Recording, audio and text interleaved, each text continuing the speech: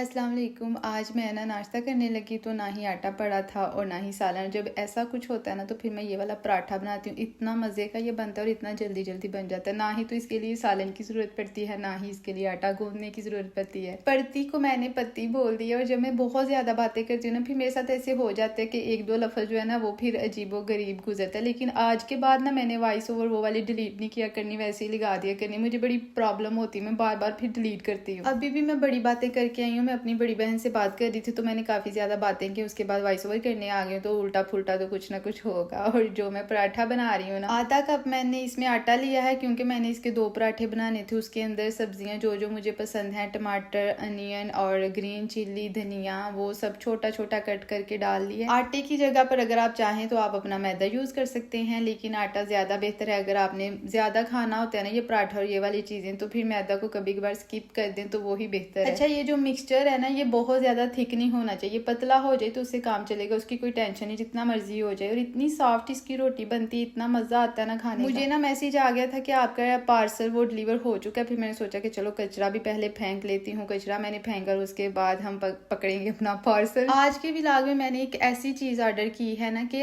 आप लोगों में से कभी किसी ने सोचा भी नहीं होगा कि आप लोग इस तरह की कोई चीज़ ऑर्डर करो। मैं आपको दिखाऊंगी, आपको देख के खुद ही अंदाज़ा हो जाएगा। इसमें ना मैंने 3 ग्लासेस भी ऑर्डर किए हैं। लास्ट टाइम मैंने अपने 2 ऑर्डर किए और उससे अगले दिन मैंने देखा कि इन्होंने प्लास्टिक में अपने 2 ग्लासेस तोड़कर फेंके हैं। फिर मैंने सोचा चलो इनके लिए भी ऑर्डर कर देती हूँ, तो 3 ग्लासेस मैंने इनके लिए ऑर्डर किए हैं। ये कार सीट के लिए थी एक चीज़, ताकि आप थोड़ा सा कंफर्टेबल होकर बैठ लें, आपका सर जो है ना वो थके ना। फाइनली वो चीज़ आ गई है जिसके रिलेटेड मैंने आपको बताया था ना कि ना ही आपने कभी ऑर्डर की है, ना आप करोगे, ना कभी आपने सोचा होगा। वैसे मुझे खुद नहीं पता था कि मैंने ये चीज़ ऑर्डर की है, आपको देखकर अंदाज़ा हो जाएगा। मुझे अभी तक इस पॉइंट तक सच में ज़रा अंदाज़ा नहीं था कि ये क्या चीज़ है, ये मैंने क्या ऑर्डर किया है। इस तरह का मैंने कुछ ऑर्डर नहीं किया था। जब मैंने इतना सा ओपन किया तो फिर मुझे समझ आ गई, ओहो ये मतलब ये क्या हो गया है। अपनी तरफ से पता है ये मैंने क्या ऑर्डर किया था? मैंने की थी ये वाली टोकरी ऑर्डर। इसके अंदर मैंने रखने थे अंडे, कि मैं इसके अंदर अंडे रखूंगी, बहुत प्यारे से लगेंगे। और अंडों की जगह पर उन्होंने कुकड़ी का पोस्टर भेज दिया मुझे।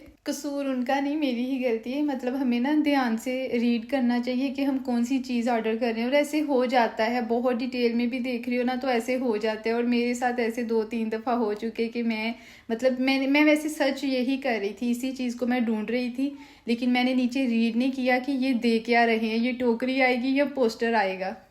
अब मुझे ज़रा समझ नहीं आ रही थी कि इसका मैं करूँगी क्या, कहाँ मैं इसको रखूँगी। मेरा तो कोई कुकड़ियों वाला फार्म भी नहीं है जहाँ पर मैं लगा लूँ। थोड़ी देर तो मुझे इतनी टेंशन लगी, मेरा दिल ही नहीं कर रहा था कि बाकी की चीज़ें मैं देखूँगी क्या क्या मैंने ऑर्डर किया और किस तरह की आई है। फिर मैंने सोचा चलो है छोड़े, जो होना था छोड़, जो होना था वो तो हो ही गया। ग्लासेस बहुत अच्छी आई। अच्छा, मुझे ना एक और बात करनी है। अगर कोई भी मतलब टीमों से आप ऑर्डर करते हो ना तो नेक्स्ट टाइम एक बार ये वाली बात ज़रूर अपने माइंड में रखना। हमें भी फर्स्ट टाइम ज़रा भी पता नहीं चला, मतलब फर्स्ट टाइम नहीं, लास्ट टाइम जो हमने ऑर्डर किया ना तब तक हमें नहीं पता था कि इस तरह का जो कानून है ना वो बन चुका है और ये काम अब होंगे। हमने न्यूज़ ज़रूर सुनी थी कि यूरोप ने ना अब इम्पोर्ट टैक्स लगा दिए हैं जो भी तीमों से ऑर्डर होंगे, क्योंकि बहुत सारे लोग ना तीमों से ऑर्डर कर रहे हैं। यहाँ पर ना शॉपिंग करने का मज़ा भी आता है कि इतनी अच्छी, इतने मज़े मज़े की चीज़ें, वो वाली चीज़ें भी जो आप मार्केट में जाओ और इतना टाइम लगता है उसको ढूंढते रहो फिर भी नहीं मिलती, यहाँ पर आसानी से मिल जाती है। ये ग्लासेस इतने अच्छे ग्लासेस थे। इस तरह के ग्लासेस आप किसी भी मार्केट से देख रहे हो ना तो आपको 20-25 यूरो से कम मिलते ही नहीं है। तो ये है कि अब जब आप ऑर्डर करोगे ना तो उसका इम्पोर्ट टैक्स जरूर चेक करना, क्योंकि बहुत ज्यादा इम्पोर्ट टैक्स लगा रहे हैं। लास्ट टाइम जो हमने ऑर्डर किया ना था ना तो हमने ना वो भी जल्दी जल्दी कर दिया कि चेक किया ही नहीं, क्योंकि अक्सर ही ऑर्डर करते हैं। तो जब हमने ऑर्डर कर लिया फिर हमने देखा कि वहाँ पर तो वो फुल प्राइस ये दिखा रहे थे, तो इतने जो एक्स्ट्रा पैसे हैं वो क्यों कट किए हैं। बाद में हमने सारे का सारा उनसे पूछा तीमों वालों से, तो उन्होंने बताया कि ये इम्पोर्ट टैक्स है। अब इस पोस्टर को मैं किधर लगाऊं, इसका मैं क्या करूं, मुझे तो कुछ इसकी समझ नहीं आ रही। कार वैक्यूम का तो मैंने बताया भी नहीं, ये भी बहुत ही मजे का, बड़ी अच्छी इसकी क्वालिटी लग रही थी। और ये है कि इससे ना छोटे छोटे काम बड़ी आसानी से हो जाते हैं। अक्सर इतना बड़ा वैक्यूम उठाकर लाओ, छोटा सा काम है, कहीं से थोड़ा सा कचरा उठाना है, तो उसके लिए ये चीज़ बेस्ट है और कार के लिए भी बेस्ट है। फिर मैं बनाने लग लग गई थी चिकन, तो चिकन इतने मज़े का बना था ना, आज मुझे इसकी ग्रेवी इतने मज़े की लगी। मैंने बस ऐसे ही ना अनियन को और लहसुन को और टमाटर को भी थोड़ा सा मैंने ऑयल के अंदर इसको ना फ्राई किया। उसके बाद इसको ब्लेंड करके इसके अंदर चिकन ऐड किया और इसको पकने के लिए रख दिया था बिल्कुल हल्की आंच पर। इतना मज़े का इसका टेस्ट आया था, ग्रेवी इतनी मज़े की बनी। लास्ट टाइम पर ये जो ऑर्डर किया था उसकी कुछ चीज़ें पड़ी हुई थी, उनको अभी तक मैंने कहीं सेट ही नहीं किया था। तो ये मुझे एक मिला पाइप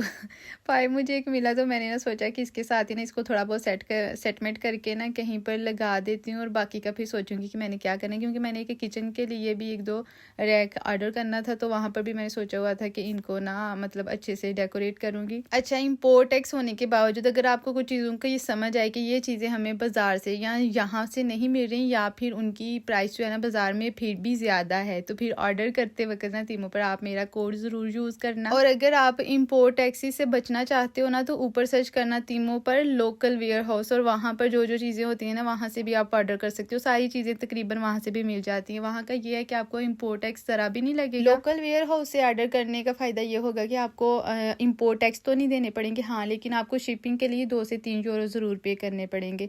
अगर आप एक ही जो स्टोर है ना वहाँ से ज़्यादा ऑर्डर कर रहे हो तो समझो कि एक ही दफ़ा आपको 2-3 यूरो, वो तो इतने ज़्यादा नहीं होते, वो पे करने पड़ेंगे। अगर स्टोर अलग अलग हैं तो सबके लिए अलग अलग से पे करने हैं। अब मैं बनाने लगी थी केक। मैंने सोचा कि लास्ट टाइम जो तीमों से मोल्ड ऑर्डर किया ना, इसमें केक बनाकर तो देखो कि किस तरह का बनता है। मतलब केक तो अच्छा ही बना था, इस तरह इसका डिज़ाइन किस तरह का आता है। और मैं जब भी केक बनाती हूँ ना मोस्टली मैं ऐसे ही बनाती हूँ, इन दोनों को मिक्स करके, क्योंकि इमरान को ऐसा ही केक पसंद है, वनीला और चॉकलेट मिक्स हो ना तो फिर उनको मज़ा आता है। दूसरा जो सिंपल होता है ना वो उनको इतना पसंद नहीं है, इसलिए मैं ज़्यादातर ना इसी तरह से बनाती हूँ। और केक की क्रीम में मैं कौन कौन सी चीज़ें यूज़ करती हूँ, वो किस तरह से तैयार करती हूँ, वो भी मैं दिखाऊंगी। ये वीडियो मेरी थोड़ी सी लेट हो गई है, मैंने बहुत देर पहले बताया था कि मैं मतलब जल्दी लगाऊंगी, लेकिन थोड़ी सी लेट हो गई। अच्छा, जब मैंने पहले भी 1-2 दफ़ा बताया है कि जब मैंने बेकिंग स्टार्ट की थी ना तो मुझे ज़रा भी नहीं पता था कि मतलब ये किस तरह से बनाते हैं, कैसे करते हैं।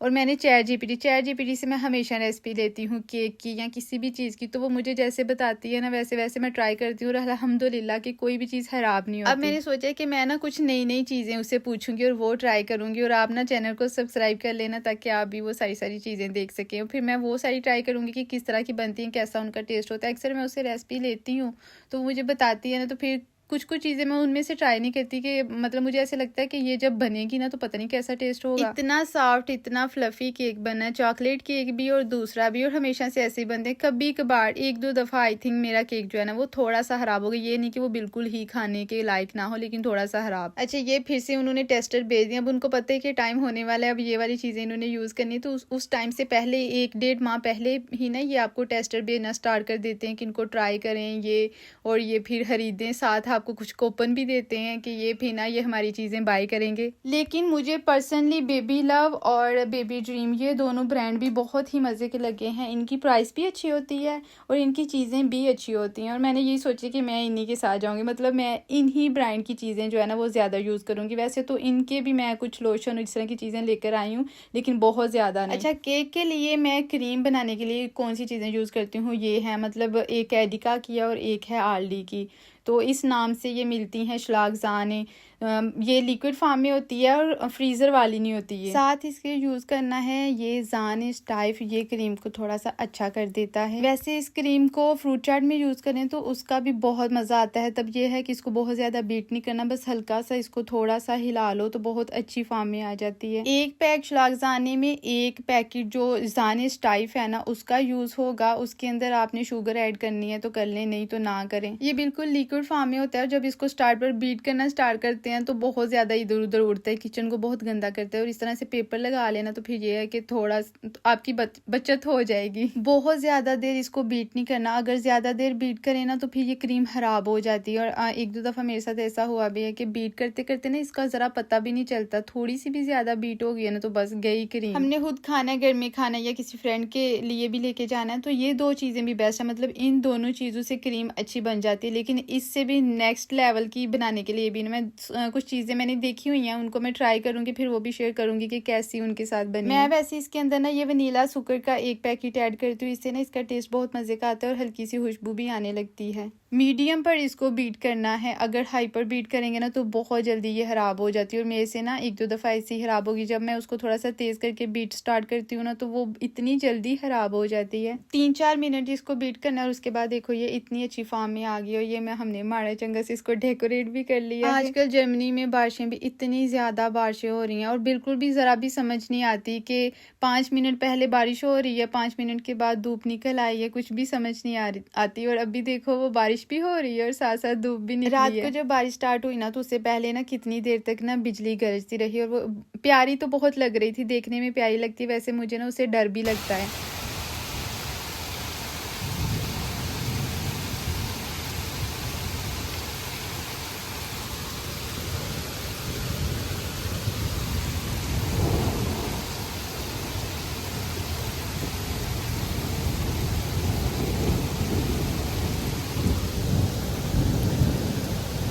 इस तरह की एक वीडियो ना जब मैं पाकिस्तान थी, इमरान ने मुझे बनाकर भेजी थी, तब मुझे इतनी प्यारी लगी। मैं कह रही थी कि कितना प्यारा लग रहा है ना ये सारा सीन, और आज मैं इसको खड़े होकर मैं देख नहीं रही थी। मौसम थोड़ा सा बेहतर हो गया तो आप ही जर्मनी का मौसम करो इंजॉय, और हमें भी दुआओं में याद रखना। वीडियो को लाइक करके ज़रूर जाना, हो सकता है आपने लाइक कर ही दिया हो, अगर नहीं किया तो कर देना। अल्लाह हाफिज़।